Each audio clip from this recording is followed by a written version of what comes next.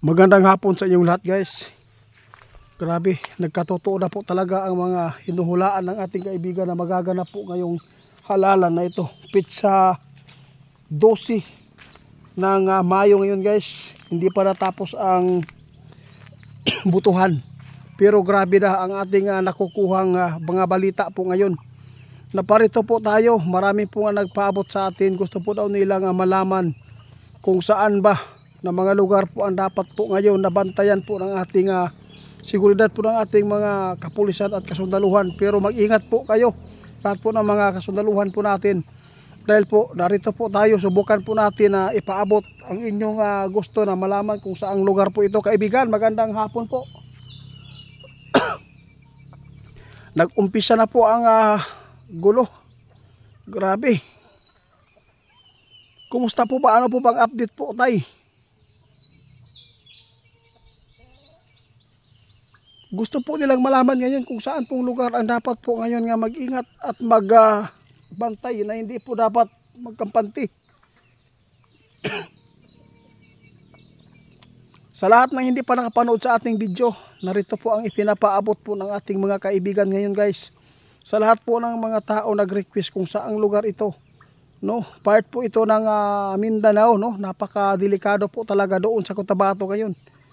Lalo na hindi pa natin alam ngayon po ang mangyayari, guys, dahil wala pang resulta sa mananalo.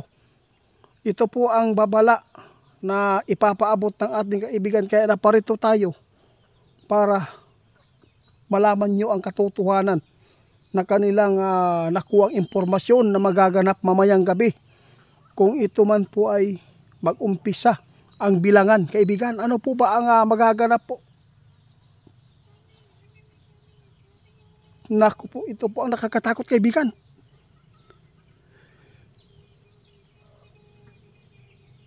Ito po ang sabi ng ating kaibigan. Sa lahat po ng nasa Marawi ngayon, mag-ingat kayo. Sa lahat po ng mga watcher dyan na magbibilang po kung sino po ang nananalo, mag-ingat, huwag po kayo magkampanti. Dapat po ang ating mga kasundaluhan dapat laging alerto. Dahil po meron po nga magaganap po na madugo mamayang gabi kapag ito ay hindi masumpa at hindi maipagdasal ng mga tao na nasa kanilang mga lugar po ngayon. Dapat po ninyong mag-ingat. Sa lahat po ng tanaw sa kining resulta sa eleksyon kisa ito na daog sa ilahang mga manok, dapat mag-amping mo, ayaw mo pasagad diya sa magtapok-tapok. Dapat yun daw, kaibigan, dapat yun daw na mag-uli na lang yun. Sa lahat po ng makapanood sa atin, huwag po kayong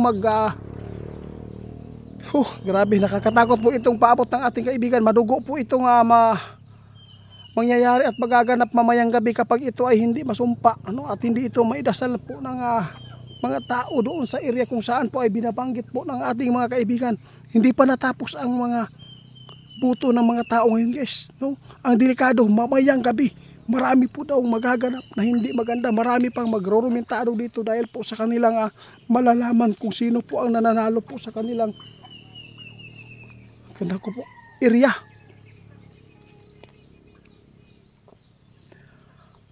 Nakakatakot po itong pinapalitan na kaibigan, kaya sabi po na itit.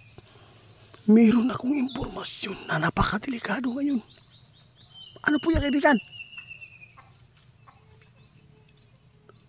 Naku, delikado.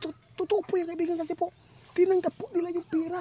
Guys, meron pong buhay mawawala dito, guys. Nakakaawa po yung mga leader. Leader, guys. Lalo na yung mga leader na mga bunguton. Karami ito mga leader na mga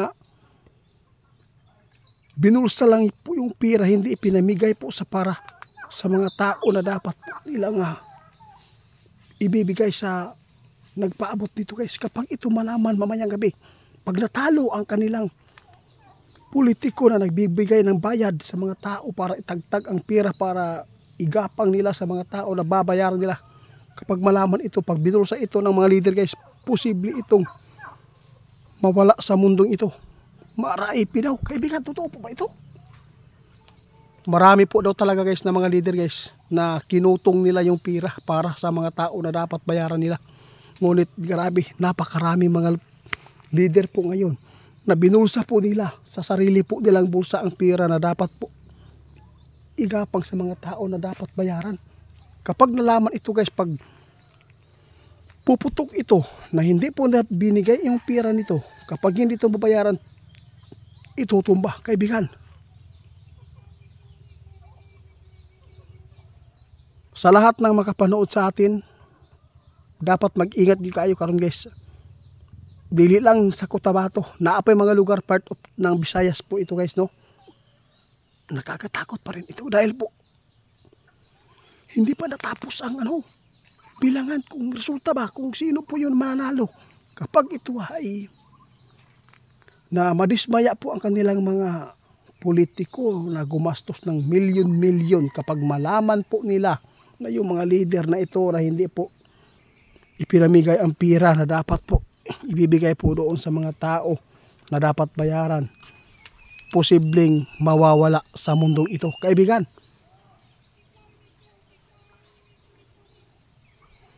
Meron pong nakita si kaibigan na madugo na magaganap mamayang gabi. Mag-ingat po ang lahat dahil po meron ng sign, mitsa, no? Meron pong mga mitsa na nakikita, pamahiin na po ito na hindi maganda. Umpisa pa lang ng butuan guys, marami na pong nadidisgrasya po doon sa Maguindanao, lalo na sa Marawi, Zamboanga. Ingat kayo, hindi lang po Zamboanga, lahat po ng mga lugar kung saan po tayo ay bumoto dahil po ang Pilipinas ay pinakamaruming politiko dahil po napaka selfish kaibigan.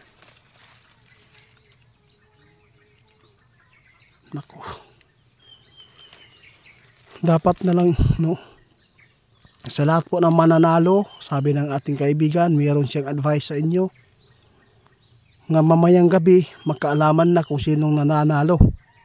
Nag-umpisa na po, nag-count yung iba. Tapos kapag hindi pa na-declare na sinong natalo o nanalo, wag lalabas po ang mga nanalo mamayang gabi, ha?